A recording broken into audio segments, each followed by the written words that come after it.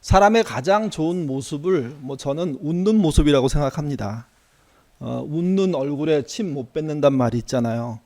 그러니까 할 말이 있어서 갔는데 그가 웃고 있다면 어떻게 해야 될지 방향을 잃어버리게 된다는 의미가 될 수 있습니다. 물론 긍정적인 의미도 들어있지만 부정적인 의미도 들어있는데 어쨌든 웃음이라는 게 상황을 막을 수도 있고 사태를 바꿀 수도 있다라는 암시를 주는 이야기라고 생각합니다. 잘 웃는 사람 주변에 사람이 모입니다. 그분이 행복하게 해주기 때문이라고 저는 생각합니다. 그래서 누구나 그와 모여서 웃는 얘기 하고 싶어 하죠. 우는 얘기를 할 때가 있습니다. 필요할 때가 있죠. 근데 늘 우는 얘기 하고 싶은 사람은 없는 게 우리의 현실입니다. 웃음의 대표는 누굴까? 아기들이라고 얘기합니다. 그러니까 이걸 연구하는 사람들이 했겠지만 아기는 하루에 한 200번 정도 웃는데요. 맞나요? 우리 집 애들은 맨날 울었던 기억밖에 없는데 물론 잘 웃죠. 웃을 때 얼마나 행복한지요. 그 웃음이 뭐라 그러냐면 어른의 부모의 마음을 녹일 정도로 참 행복하게 해주는 면이 있는데 통계적으로 한 200번 정도 웃는데요. 근데 그 웃음의 특징이 가식이 없는 거죠. 그 다음에 뭐라 그러나 차별이 없는 거죠.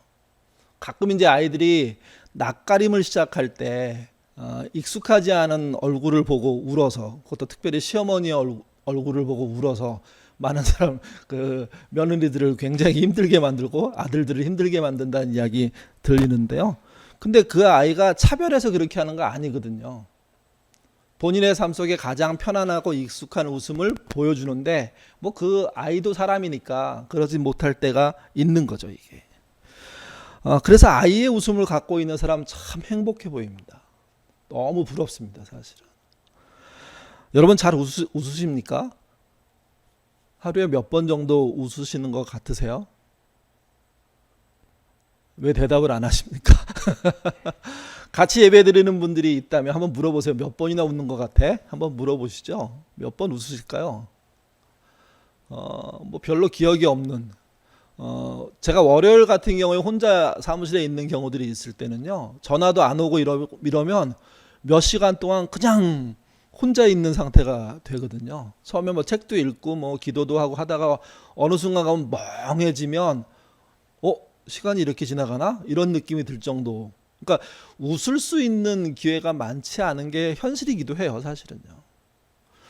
어른들의 경우에 통계 낸 거에 보면 하루에 6번 정도 웃는데요. 근데 이제 웃음을 얘기하는 사람들은 이 6번이 적다는 것도 문제지만 이 6번 중에 진짜 웃음이 몇 번이 있느냐, 형식적인 웃음이 몇 번 있느냐, 이게 중요하대요. 그러니까 많은 사람들이 6번밖에 안 웃는 상황임에도 불구하고 형식적으로 다 그런 웃음을 짓는 경우들이 너무도 많다는 거죠, 이게. 웃음을 크게 둘로 나눈다고 합니다. 진짜 웃음. 그럼 뭐가 있을까요? 반대로 가짜 웃음이 있다는 겁니다. 여러분 그 화면을 한번 보십시오. 사진이 나올 겁니다. 외국 사람이긴 한데 이거 웃음 얘기할 때 가장 첫 번째 나오는 사진이더라고요. 어느 강의나 보니까 이 사진을 가지고 얘기를 해요. 이 사진이 같은 사람인데 하나는 진짜 웃음이고 하나는 가짜 웃음입니다. 뭐가 진짜일까요? 뭐가 가짜일까요?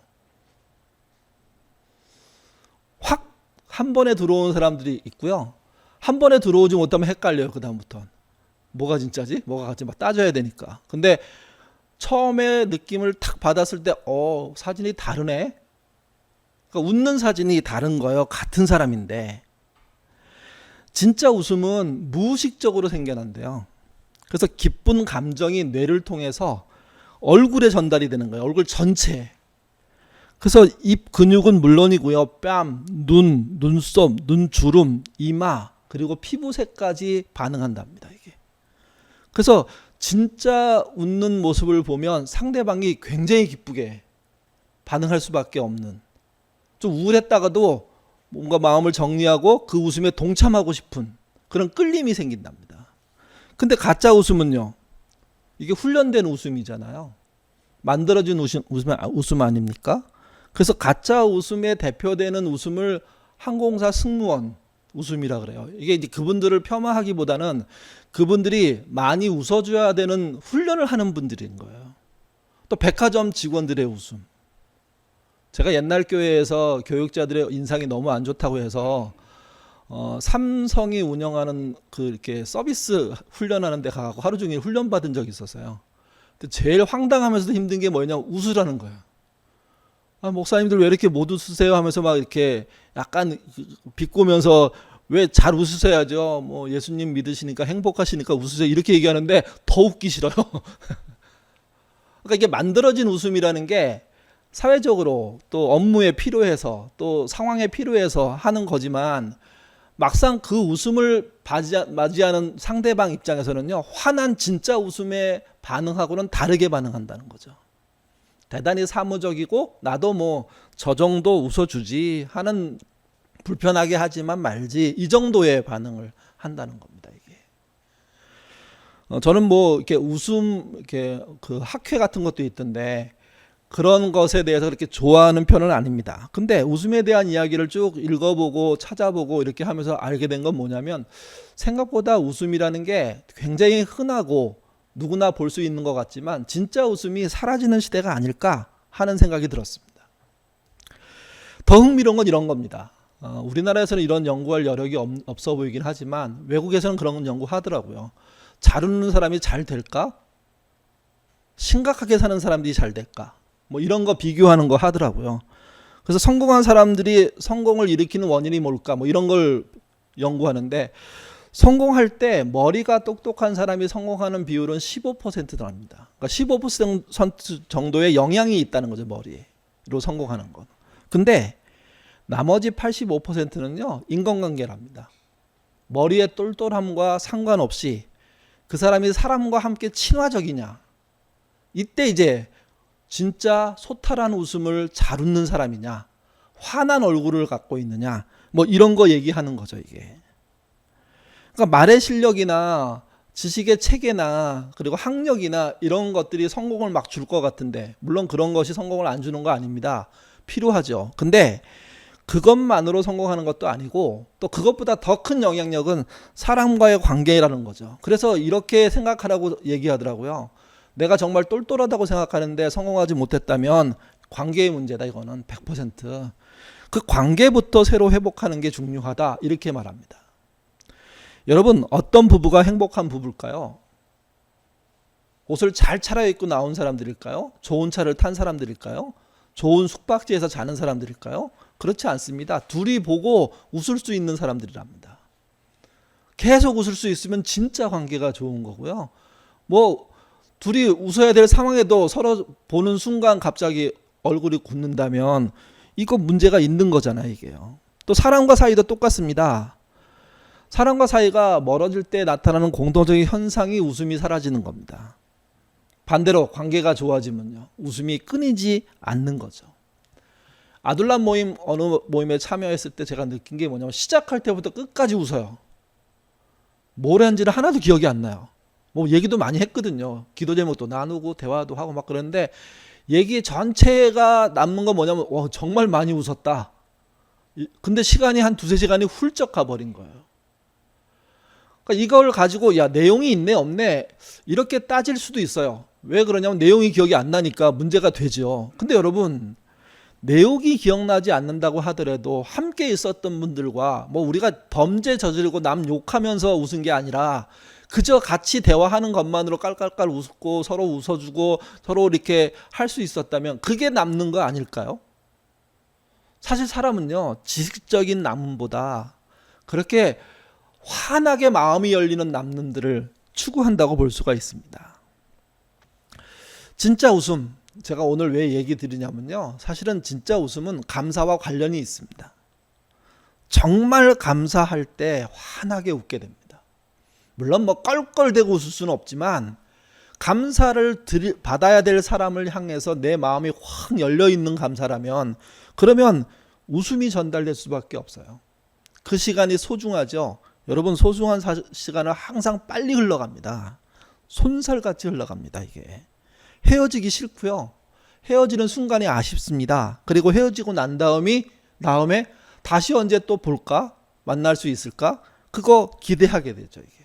근데 형식적인 감사는 어떤 겁니까? 가짜 웃음과 같습니다. 연습된 웃음과 같습니다. 억지로 장시간 웃음을 지어야 하니까 그 만남이 답답하고요. 빨리 헤어졌으면 좋겠고요. 헤어지고 난 다음에 아쉬움이 아닌 해방감 같은 걸 느끼게 되고요. 다시 만날 이유를 만들지 않으려고 하죠. 이게. 솔로몬은 이렇게 말했습니다. 잠언 15장 13절입니다. 같이 읽겠습니다. 마음의 즐거움은 얼굴을 빛나게 하여도 마음의 근심은 심령을 상하게 하느니라. 왜 그 사람의 얼굴이 빛났을까?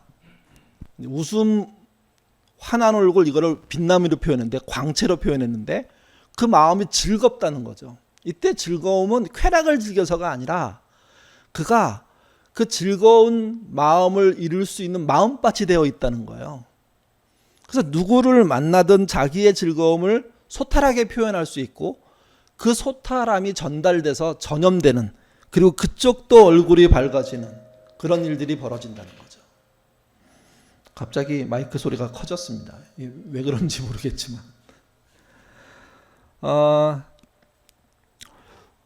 우리가 읽은 오늘 본문은요, 근데 밝은 얼굴이라는 이야기로 시작하지 않습니다. 성내는 얼굴이라는 단어가 나옵니다. 같이 한번 우리 야고보서 1장 19절부터 20절 읽어보겠습니다. 내 사랑하는 형제들아, 너희가 알지니 사람마다 듣기는 속히하고 말하기는 더디하며 성내기도 더디하라. 사람이 성내는 것이 하나님의 의를 이루지 못함이라. 이 본문은 야고보서를 얘기하면서 몇 차례 왔다 갔다 하면서 설명을 드린 부분이어서 오늘은 오늘 주제에 따라서만 정리할 건데요.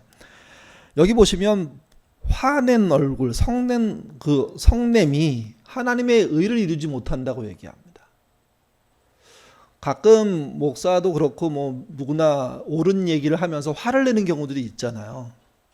그러면서 더 설득력 있게 말할 거라고, 그래서 진지하게 얘기하는데, 그 진지하게 말한 게 효과가 있을까? 이렇게 생각해 보면 그러지 않는 것 같아요. 뭐 상담할 때 느끼는 건데, 상담하러 오신 분이 여기 앉아가지고 자기 얘기를 막 해요. 저는 뭐 듣기만 하고, 아유 힘드셨겠어요. 그때 그렇게 참으셨어요? 왜요? 뭐 이렇게 몇 마디만 추임새를 내면서 그분이 두세 시간 혼자 얘기했는데, 나중에 하는 말이, 이제 제가 얘기를 할 때가 돼서 해볼까 그랬더니 자기 속이 시원하고 다 해결이 됐대요. 그래서 저는 그냥 듣기만 하는 거예요. 근데 그 듣는 것도 쉽지는 않아요. 왜 그러냐면 경청하고 듣고 반응해야 되기 때문에. 근데 만약에 제가 그런 분에게 이거 왜 그렇게 했어요? 도대체 생각이 있으셨어요? 아니 집사님, 권사님, 장로님 이게 뭡니까? 막 이렇게 따지면 두세 시간이 이어질 수도 없을 것 같아요. 듣다가 기분 나빠가지고 내가 무슨 혼나러 왔나? 이렇게 되는 거죠. 근데 금방 읽은 본문에서 뭐라고까지 얘기하냐면 성내고 말하는 것은 하나님의 의를 이루지 못한대요. 그것으로 하나님의 뜻을 성취할 방법이 없다고 얘기하는 거죠. 근데 우리는 너무 자주 분노하는 모습으로 하나님의 진리를 전하는, 꾸중하는 모습으로 하나님의 뜻을 전하는, 그리고 그거 안 들으면 벌 받는다고 협박하는 것으로 뇌리 속에 자리 잡은 경우들이 너무나 많아요. 이게 그게 문제라는 거죠. 그게 잘못된 문화라는 거죠. 이게 정말 하나님의 의를 이룬다면 그 사람이 성내지 않고 자신의 화남을 가지고, 이 화남이라는 것은 웃는다는 뜻이 아닙니다. 그가 진리를 따르기에 갖게 되는 화남들이 있어요. 사람마다 순수함들이 있어요. 당당함들이 있어요. 그런 것으로 얘기할 수 있다는 거예요. 심지어는 저쪽의 얘기를 들으면서도 진리를 얘기할 수 있다는 거죠. 근데 우리는 그렇게 못하는 습관과 태도들을 갖고 살아왔다는 겁니다. 하나님의 의를 이루면서 분노하고, 분노함으로 의를 이루는 방식이 옳다, 이것 문제가 있다고 이 본문이 지적하는 겁니다. 그러니까 사람이 성내는 것이 하나님의 의를 이루지 못한다. 그래서 성내기를 더디해라. 성내지 않으려면 말하기를 더디해라. 말하지 않으려면 듣기를 속히 하고 말하는 건 절제하라. 이렇게 역순으로 읽어보면 얘기가 완전히 달라집니다. 그러니까 말하기보다 듣는 태도로 하나님의 의를 이룰 수 있음을 얘기해주고 있는 거죠. 심지어 말하지 않아도 의를 이룰 수 있다는 겁니다. 이게. 그렇다면 무엇이 그 사람을 밝게 만들까요? 자신감 있게 만들까요? 당당하게 만들까요? 25절 말씀 같이 읽겠습니다. 자유롭게 하는 온전한 율법을 들여다보고 있는 자는 듣고 잊어버리는 자가 아니요 실천하는 자니 이 사람은 그 행하는 일에 복을 받으리라. 중요한 것은 율법이라는 말이 우리는 경직된 단어로 받아들입니다. 근데 바울이 썼던 율법이란 말은 경직된 말이 아니에요. 살아있는 하나님의 말씀이에요. 그게 율법이에요.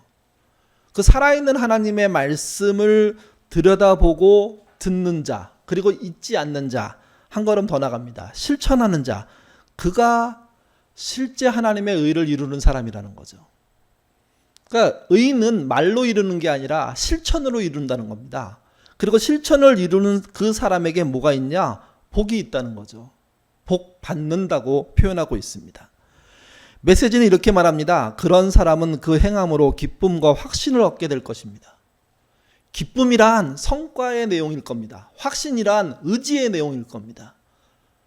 현실과 마음속에서 동시에 복 주시는 은혜를 보게 되고, 그래서 야, 실천이 진짜구나, 행함이 진짜구나, 실천하고 행하기 위해서 인내하는 거구나, 그렇게 야고보서는 얘기하고 있는 거죠. 이게 이 실천하는 행동이 뭐가 되는 거냐면요, 진짜 웃음의 근원이 되는 겁니다. 이 실천이 없을 때 억지로 짓는 웃음을 만들어낼 수밖에 없는 겁니다. 이게 오늘 본문은 1장 19절부터 27절을 읽었는데요, 마지막 두 절이 1장 전체의 요약이거든요. 그래서 핵심을 다시 정리해 줍니다. 먼저 우리 26절 같이 읽겠습니다. 누구든지 스스로 경건하다 생각하며 자기 혀를 재갈 물리지 아니하고 자기 마음을 속이면 이 사람은 경건의 헛것이라. 사람이 궁지에 몰리면 아무거나 갖다가 쓰려고 합니다. 사람이 자기가 스스로 유리해지려고 하면 아무 말이나 지어서 하기도 합니다. 그래서 당장 그 자리를 모면하려고 하는 거죠. 근데 그건 못지않게 문제가 되는 게 또 하나 있습니다. 말로 경건한 겁니다. 말로 고상한 겁니다. 말로 경건하고 말로 고상한 것은 말릴 방법이 없습니다. 왜냐하면 입을 틀어막지 않는 한 그것을 어떻게 막아낼 방법이 없기 때문입니다. 거기 보시면 자기 혀를 재갈 물리지 아니하고 라는 말이 있습니다. 자기 혀를 자기가 재갈을 물려야 하는 거죠. 누가 물려줄 수가 없다는 의미입니다. 그러니까 스스로 자신의 말을 조절하지 못하고 멈추지 못하고 줄이지 못하면 그 모든 것이 어떤 일이 벌어지냐면 헛경건으로 가는 일들이 벌어지는 겁니다. 그러니까 여러분, 말로 하는 경건 이거 주의하셔야 됩니다. 목사를 오랫동안 하면서 알게 되는 게 있어요. 그게 뭐냐면 제가 여기서 여러분 사랑합시다 라고 설교하고 집에 가서 싸우는 일이 있다는 겁니다. 많을까요? 적을까요? 유독 사랑을 강조한 날 싸우는 경험들이 꽤 있었어요. 예. 뭐 별말도 아닌데 갑자기 화가 확 나는 거예요. 근데 화를 그때 내가 실수했구나, 빨리 조절을 해야 되는데 이게 화낸 사람이, 썩낸 놈이 더 하잖아요. 더 세게 보이려고. 그러다가 나중에 그날 밤을 전부 다 엉망 만들어 버리고, 아마 우리 딸이 그럴 건데 아빠는 왜 그래? 그런 상황이 되는 거예요. 그러니까 이제 말로 뭔가를 풀어놓고 난 다음에 제가 알게 된 건 이건 그 다음 말하지 말아야 된다는 거예요. 목사니까 한 30분 정도 저의 책임을 다하기 위해서 최선을 다해서 말을 했으니까, 그러면 그 다음부터 남들이 말하도록 하고 저는 들어야 되는데, 제가 계속해서 말하려고 하면, 제가 제 입에 재갈을 못 물리면, 그러면 내가 말한 모든 내용이 헛되다는 것을 나 스스로 증명하는 일들이 벌어지는 거죠. 이게 목사이지만 느끼는 한계입니다. 그래서 말을 최대한 안 해야지. 그래서 실제 저는 일상에서 말을 안 하는 편에 속하는 사람이에요. 안 하고 싶어서가 아니고요, 하면 그 설교한 것과 배치되는 일들이 벌어지니까 나도 모르게 내 머릿속에 있는 생각, 마음속에 있는 생각이 튀쳐나오는데 성경에서 얘기하고 너무 다르니까, 그래서 제가 어느 날 너무 놀라서 스스로 말을 적게 할 수밖에 없고 적어야 되겠다 해서 교인들 앞에 쓰지 않는 한 말을 하는 거 안 합니다. 제가 다른 교회 모임이나 뭐 이렇게 여러 교회가 모이는 모임에 가서 마이크 잡고 얘기하는 거 못 보셨을 겁니다. 저는 안 합니다. 절대로. 시켜도 안 하겠다고 얘기합니다. 어쩔 수 없이 교회를 대표해서 할 때 말고는. 제가 이걸 잘하고 있다고 말씀드리는 게 아니에요. 무슨 말씀을 드리는 거냐면 말로 경건을 확인할 수가 없다는 거예요. 오히려 말은 재갈을 물려서 절제시키는 방법 말고는 없다는 거죠. 뭐로 경건이 확인됩니까? 그게 행동입니다. 같이 보시죠. 27절입니다. 읽겠습니다. 하나님 아버지 앞에 정결하고 더러움이 없는 경건은 곧 고아와 과부를 그 환난 중에 돌보고 또 자기를 지켜 세속에 물들지 아니하는 그것이라. 진짜 밝은 얼굴과 진짜 웃음을 갖게 되는 사람들의 근거는 실천이고, 이 본문에서는 뭐라고까지 표현했냐면 고아와 과부를 환난 중에 돌보는 거라고 얘기했어요. 여러분 이걸 문자적으로만 해석하시면 안 돼요. 고아와 과부를 돌봐야죠. 문자적으로 맞는 말이에요. 근데 이거는 의미를 확대해야 돼요. 사람을 돌보는 일, 그 실천이 사실은 우리의 마음을 넉넉하게 만들고 우리의 얼굴을 억지 웃음이 아닌 환한 웃음으로 바꾸는 그런 동력들이 된다는 거죠. 그리고 또 한 가지가 뭐냐? 세속에 물들지 않는 거라는 겁니다. 세상 사람들이 막 하고 있는 일들에 물들지 않아야 된다는 겁니다. 그럴 때 우리에게 다른 에너지가 있습니다. 오늘날 교회의 문제는 뭐냐면 교회에 다니는 사람들이 세상 사람들이 다니는 것과 똑같은 에너지를 갖고 쓰는 거예요. 똑같은 동력을 추구하는 거예요. 똑같은 방향으로 가버리는 거예요. 에너지가 달라야 돼요. 추진 방향이 달라야 돼요. 목적이 달라야 돼요. 방향이 달라져야 돼요. 그 다름이 없는 거예요. 그러니까 요즘 드라마나 영화 같은 데 보면 교회나 목사나 장로를 되게 우스꽝스럽게 만들어 놨잖아요. 형편없는 사람의 대표적으로 이렇게 표현을, 앞뒤가 안 맞는 사람, 이런 식으로 뭐 표현하잖아요, 이게. 하루는 예수님이 제자 베드로와 요한과 야고보를 데리고요, 기도하러 산에 올라가셨습니다. 제자들이 기도하다가 졸았습니다. 대부분 예수님과 같이 올라갔던 제자들은 잘 자잖아요. 아마 자러 가는 것 같아요. 그날도 막 졸다가 깨다가 막 뭐 야외에서 자니까 뭐 쉽지 않죠. 그러다 비몽사몽간에 봤는데 예수님의 용모가 바뀌기 시작하는 거예요. 환하게. 밤인데도 불구하고 그 흰색이 너무나 희어서 휘황찬란해졌다 이렇게 표현해야 되나요? 아니면 순백석으로 희어졌다 이렇게 표현해야 되나요? 정말 지상에서 보지 못할 정도의 놀라운 모습으로 예수님이 변해가는 겁니다. 그게 다른 말로 하면 광채가 난다고 표현할 수가 있습니다. 근데 또 놀라운 일이 또 벌어져요. 한 번도 본 적이 없는 제자들 입장에서는, 근데 그 사람이 누군지 알겠어요. 모세와 엘리야가 예수님을 만나요. 그리고 굉장히 심각한 얘기를 해요. 그 얘기를 굉장히 짧게 기록되어 있기 때문에 우리가 내용을 다 알 수는 없지만, 어쨌든 예수님과 모세와 엘리야는 그 산에서 대단히 중요한 문제를 가지고 논의하고 있었고, 그 논의의 장면을 누가 보게 되냐면 베드로, 요한, 야고보, 특별히 베드로가 본 거죠. 베드로는 잠결이지만 아주 재빠르게 제안해요. 이게 베드로의 굉장한 놀라운 캐릭터잖아요. 같이 보시죠. 누가복음 9장 33절입니다. 읽겠습니다. 두 사람이 떠날 때 베드로가 예수께 여짜오되 주여 우리가 여기 있는 것이 좋사오니 우리가 초막 셋을 짓되 하나는 주를 위하여 하나는 모세를 위하여 하나는 엘리야를 위하여 하사이다 하되 자기가 하는 말을 자기도 알지 못하더라. 뒷말은 비몽사몽간이다 이런 말도 되고요. 현실적인 감각이 없는 상태의 말이다 뭐 이런 식으로 얘기할 수도 있습니다. 어쨌든 본인의 모든 역량이 온전히 발휘된 건 아닌데 그런 상황임에도 불구하고 그가 자신의 평상시에 그런 어떤 마음의 상태를 반영하는 말을 한 겁니다. 그 반영이 뭐냐면 산 위에다가 초막셋, 다른 말로 하면 기념비 같은 걸 세우자는 거예요. 그리고 난 다음에 그게 예수님을 위해서, 모세를 위해서, 엘리야를 위해서, 좀 더 얘기하면 거기서 살자 뭐 이런 얘기 되는 거죠. 이게 신비로운 상황을 오랫동안 유지하기 위한 대안을 그가 말한 겁니다. 이게. 근데 예수님이 어떻게 하십니까? 아니라고 얘기하죠. 아니란 말과 함께 모세는 하늘로, 엘리야는 하늘로 사라지고요. 예수님은 원래의 모습으로 돌아오십니다. 그리고 예수님이 경고합니다. 오늘 벌어진 일은 너희들 입 밖에 내지 마라. 그리고 난 다음에 다른 이야기가 있고 난 다음에 36절에 가서 이 이야기의 마무리가 됩니다. 같이 읽어보죠. 소리가 그침에 오직 예수만 보이더라. 제자들이 잠잠하여 그 본 것이 무엇이든지 그때 아무에게도 이르지 아니라. 왜 신비로운 일을 보고 난 다음에 말을 못하게 했을까요? 여러분, 이건 굉장히 신앙에서 중요한 문제입니다. 우리가 일상에서 벌어지지 않는 어떤 일들을 신앙 안에서 경험할 수 있어요. 그게 마귀의 장난이면 문제가 되겠고요.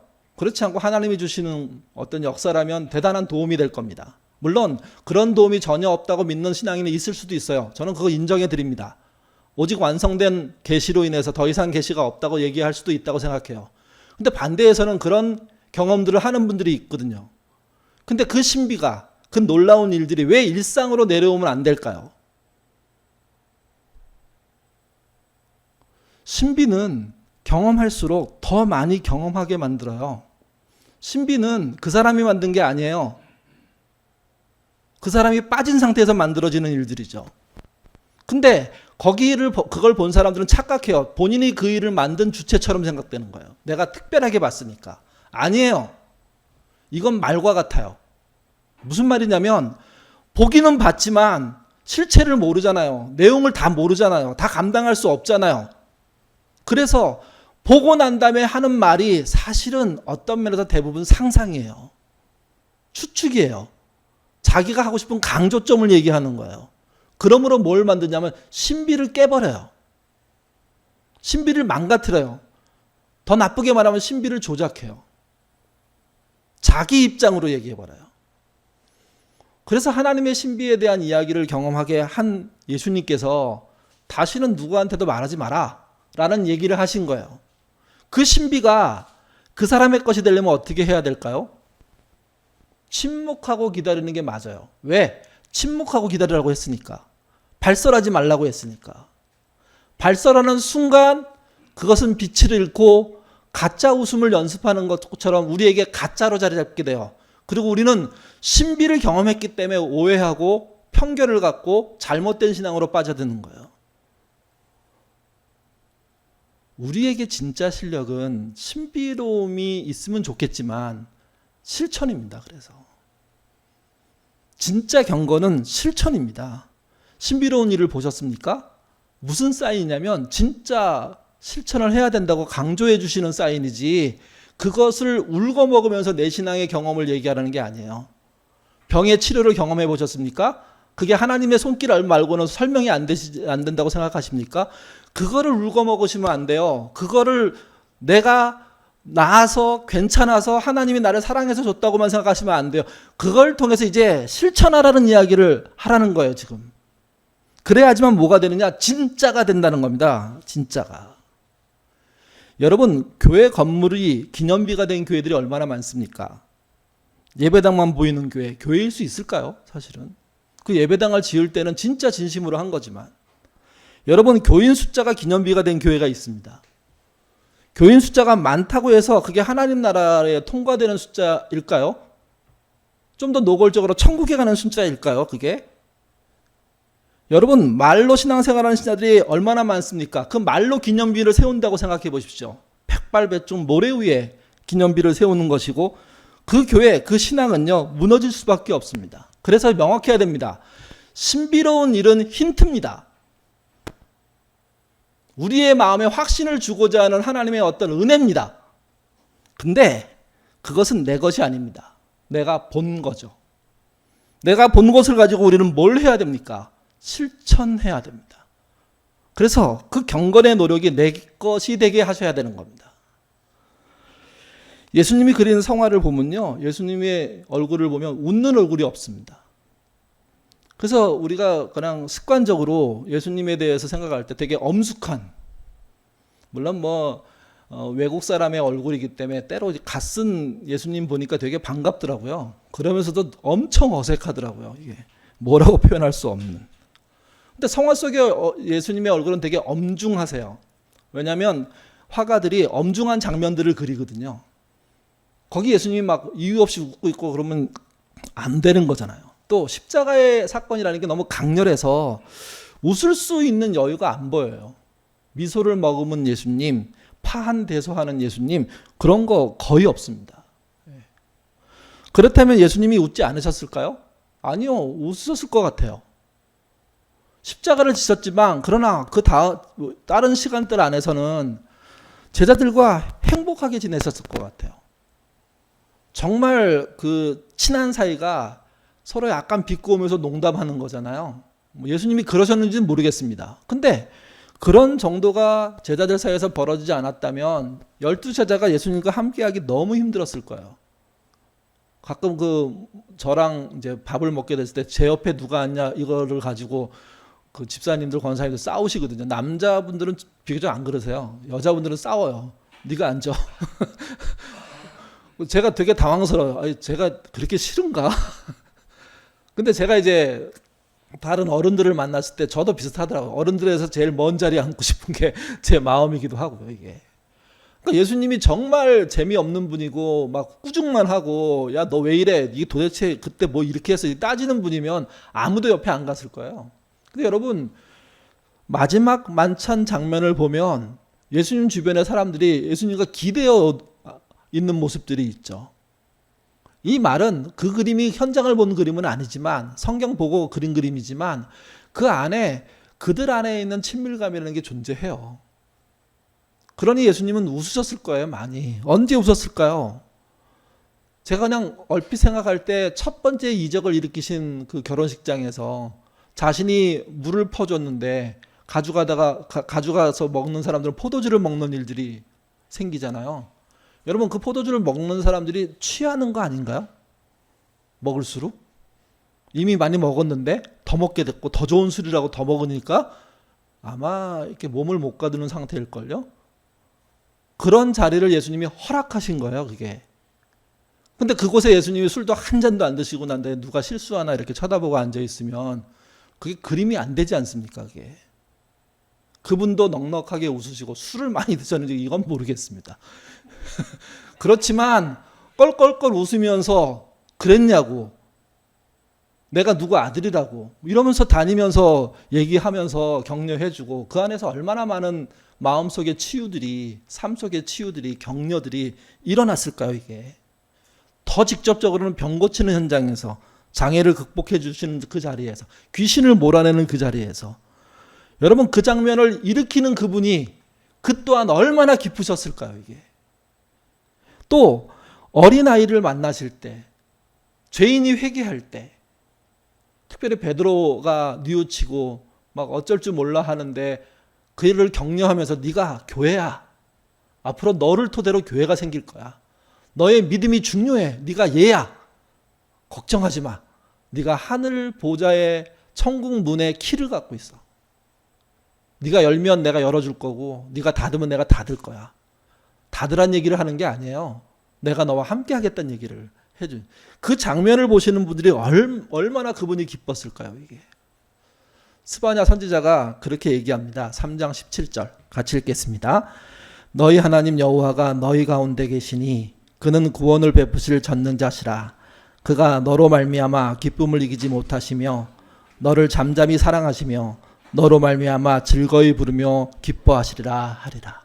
우리가 이거 많이 불렀던 노래 아닙니까? 너희 하나님 여호와가. 그게 진리가 그 안에 있다는 이야기고, 진리로 행하려고 하는 사람들만이 가질 수 있는 기쁨이, 진리를 행하면서 알게 되는 그분의 나를 사랑하시는 마음이 정말 충만하다는 거죠, 이게. 저는 지금 보여드릴 그림이 처음에 되게 어색했습니다. 이런 그림을 본 적이 없었기 때문에. 이태영 목사가 그린 웃는 예수입니다. 여러분, 이 웃는 모습은요, 미소 짓는 거 아니에요. 미소 짓는 모습 몇 개 있어요. 근데 거기 중에는 여호와의 증인이 그린 그림이 꽤 있더라고요. 그분들은 심판 없다고 믿으니까 이제 자애로운 하나님을 그리긴 하거든요. 근데 이 그림은 파한대소하는 그림이에요. 껄껄껄 웃는 그림이에요, 이게. 예수님이 이토록 통쾌하게 웃으시는 것을 사실 본 적이 별로 없기 때문에 뭐 볼 수도 없죠. 상상 속에서도 어색하더라고요. 그림을 보고도 어색하더라고요, 이게. 근데 맞을 법해요. 그러지 않을까요? 예수님의 웃음은 하나님의 웃음이잖아요. 진정한, 좀 표현이 그러지만 승리자의 웃음이고 또 소망을 주는 웃음입니다. 그분이 늘 울고 있고 심각하게 따지고 있는 분이 아니라는 겁니다. 그 웃음 속에 보면 그분이 뭘 갖고 계실지를 이렇게 느끼게 될 수 있어요. 그분이 정말 소탈하면서도 껄껄 웃을 수 있는 거죠. 그렇게 늘 웃는 자에게 사람들은 묻습니다. 왜 웃냐고. 특별히 한국 사람들은 막 웃으면 비웃는 줄 알고 왜 웃냐고 그렇게 물어보기도 하잖아요. 이게 여러분, 예수님의 웃는 얼굴을 누가 볼까요? 사실은 우리는 볼 수가 없는데 누가 예수님의 웃는 얼굴을 못 보게 할까요? 박노해 시인이 얼굴을 돌린다라는 시를 썼습니다. 내용이 이렇습니다. 누구든지 가난한 사람을 외면하면 하늘도 그에게서 얼굴을 돌리리라. 누구든지 힘없는 사람을 무시하면 하늘도 그에게서 눈길을 거두리라. 누구든지 불의한 세력에 침묵하면 하늘도 그에게서 두 귀를 닫으리라. 세상에서 받은 칭찬과 보상을 다 받은 자에게 하늘은 그를 위해 남겨둘 것이 아무것도 없으리라. 왜 고아와 과부를 섬기는 일이 왜 진정한 하나님의 능력이고 권능이고 실력인지, 진짜 신자들이 왜 그것을 해야 하는 건지 알려주는 시라고 생각합니다. 우리의 진짜 감사는 고아와 과부만은 아니지만 그쪽으로 향하는 우리의 태도들이 있어야 됩니다. 누군가 힘들다고 했을 때 그 사무실을 방문하는 사람, 그게 안 된다면 전화기를 드는 사람, 그게 안 된다면 문자라도 보내가지고 집사님 어떤데요? 제가 뭐 할 일이 있을까요? 사실 괜찮아요. 도와주지 말라고 얘기할 가능성이 훨씬 높지만 그런데도 걱정이 돼서 관심이 생겨서 여러분, 교우들에게 어려움이 생길 때 그분들에게 직접 못하는 분들이 저한테 전화하는 경우 참 많아요. 그래서 상황이 어떠냐고. 제가 가끔 그러거든요. 직접 전화하세요. 근데 내가 잘 몰라서, 근데 걱정은 돼서 목사님이 잘 아니까 상황을 알려주면 그거 붙잡고 기도할게요. 제가 그분들에게 얘기하죠. 문자 하나만 보내줘도 힘이 더 될 거라고. 여러분, 고아 과부를 섬기는 일이 무슨 자선 사업에 나서라는 얘기를 하는 게 아니에요. 너 주변에 있는 자에게 네가 갖게 된 그 사랑을 조금이라도 나눠준다면, 나눠줄 수 있다면, 나눠주기 시작한다면 그게 참된 경건이라는 거죠. 여러분, 그 참된 경건이 참된 감사입니다. 그것이 하나님이 인정하는 감사 아닐까요? 그런 감사로 나아가시는 저와 여러분 되시기를 주님의 이름으로 부탁드립니다. 기도하겠습니다. 우리는 예수님의 얼굴을 본 적이 별로 없습니다. 그래서 웃으시는 예수님이 어색합니다. 아마도 우리가 너무도 엄중한 모습으로 성경을 대하고 엄격한 모습으로 진리를 얘기하기 때문이라고 생각합니다. 진짜 예수님은 웃으셨습니다. 그냥 불쌍한 사람들을 통해서 울기도 하셨지만 그들이 회복되는 모습 속에 스스로 감사도 하고 스스로 격려도 하고 또 그 웃는 모습으로 그 어려움 당하는 사람들이 회복되는 그 자리에서 위로를 주기도 하셨던 분임을 저희가 기억합니다. 우리도 그 예수님 닮을 수 있도록 인도하여 주옵소서. 한 해를 감사하는 그런 절기입니다. 한가위 추수감사절을 저희가 지키는데 이 감사의 내용이 내가 이거 잘했습니다. 이것 때문에 이렇게 남았습니다. 이렇게 잘 돼서 너무 고맙습니다. 만이라면 얼마나 답답한 현실이 되겠습니까? 내가 잘 됐다고 하더라도 나의 주변에는 나보다 잘 못된 사람들이 존재할 것이고 그들을 향한 열린 마음이 없다면 우리의 잘됨이 잘못 쓰인다는 것 우리가 명심하게 하시고 고아와 과부를 섬기는 그런 마음으로 그런 연약하고 힘들어진 사람들에게 넉넉한 웃음을 보여주는 우리가 될 수 있도록 주님 인도하여 주옵소서. 병자들에게 웃음이 필요합니다. 군에 있는 자녀들에게 웃음이 필요합니다. 정말 시험을 앞두고 있는 우리의 권속들에게 웃음이 필요합니다. 공정사회가 무너져서 힘들다고 하는 청년들에게 어른들의 따뜻한 웃음이 필요하고 따뜻한 손길이 필요하고 따뜻한 음식이 필요합니다. 주님, 우리 교회가, 예인교회가, 예인의 신자들이 그런 따뜻함으로 감사하는, 그래서 하나님이 인정하는 감사를 드릴 수 있는 그런 신자 될 수 있도록, 그런 일주일 살 수 있도록 도와주옵소서. 감사하며 예수님 이름으로 기도드립니다. 아멘.